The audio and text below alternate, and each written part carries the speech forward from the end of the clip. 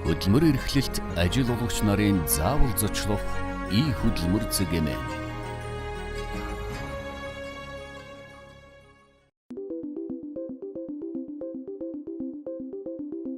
Хийн аюулгүй байдлыг хэрхэн хангах вэ? Хий гэдэг бол их ерөнхий ойлголт. Хий бол дотроо маш олон төрөл байдаг. Хортой, хооргүй, галын аюултай, галын аюулгүй гэдэг. Тэгэхээр хүмүүс хийг хэрэглэхдээ юуг анхаарах ёстой юм бэ гэхээр нэгдүгээр өөрийнхөө хэрэглэж байгаа хий ямар төрлийн хий юунд хэрэглэх гэж байгаагаа тодорхой болгох ёстой.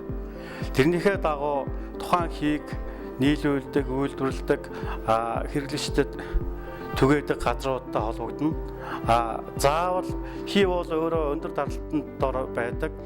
Даралтаар шахаж нэвтрүүлсэн байдаг учраас тесрэлтийн өндөр даралтын болон тесрэлттэй аюултай байдаг. Ийм учраас заавал тэр хийг нийлүүлж байгаа, хийг түгээж байгаа байгууллагаас зохих журмын дагуу зааварчилгаа авч холбогдох шаардлагуудыг хангасны үндсэн дээр хэрэглэх хэрэгтэй.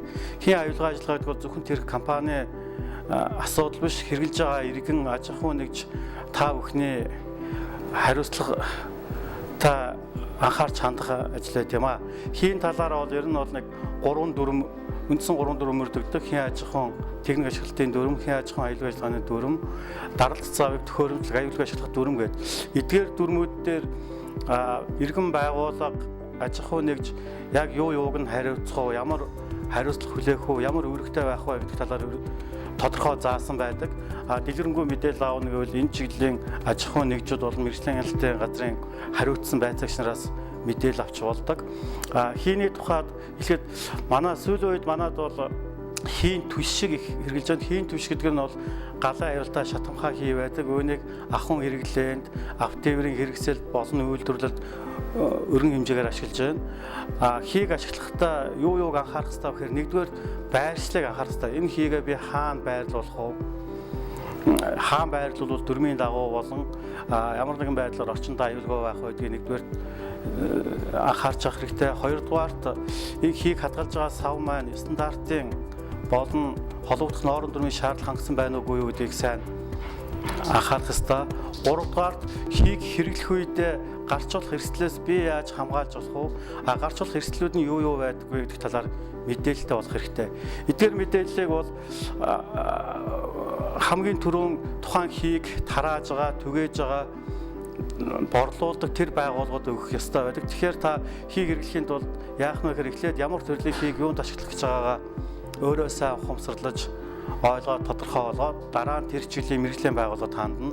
Мэргэжлийн байгууллагаас дээр дурдсны дагуу зөвлөгөө аваад мэргэжлийн байгууллагын тусалцаатайгаар зөв ашиглаж хэрэглэж сурах хэрэгтэй байт юм а.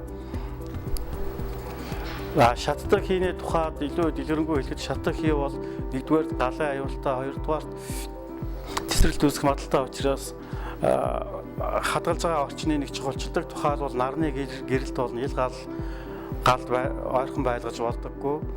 Бас хий алдсан үед мансуурах болон хий хуралцснаас үүдэж тесрэлт галын аюул үүсэх магадaltaй байдаг учраас хий алдагдлыг мэдрэх зорилгоор хөхөр цэцэрэгчийг холсон байдаг. Тэгэхээр үнэртэх хэрэгт нь болон бас хий алдаж байгаа мэдэрдэг тохиолдлуудыг хэрэглэж сурах хэрэгтэй.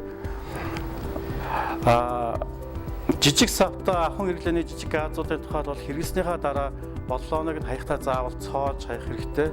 Яагаад гэвэл тэр боллоон дараа наранд халаад ямар нэг халуун орчинд орсны улмаас ямар нэгэн байдлаар тесрэлт үүсэх магадaltaй байдаг учраас хэрэгж дуусны дараа бол ёроологийг цоож дахиж ашиглахгүй болгож хайдаг ийм туршлага бас байдаг. Ингээд та бүхнийг хийн аюулгүй ажиллагааны талаар зохих мэдээлэл авсан гэж найдаж байна. Энэ талаар илүү дэлгэрэнгүй мэдээлэл аавна гэвэл Монголын хийн хангамжийн инженерийн нийгэмлэгт хандж болно. Бид нар таны хэрэглэж байгаа хий ямар төрлийг хэрэглэж байгаамаас хамаараа тохирсон заавар зөвлөгөөг мэргэжлийн үүднээс өгөх болно.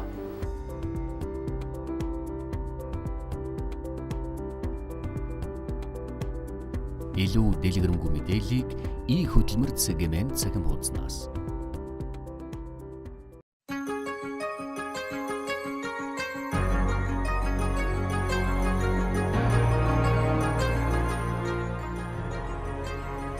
Хөдөлмөр эрхлэлт ажил олгогч нарын заавал зочлох и хөдөлмөр зэг эмээ.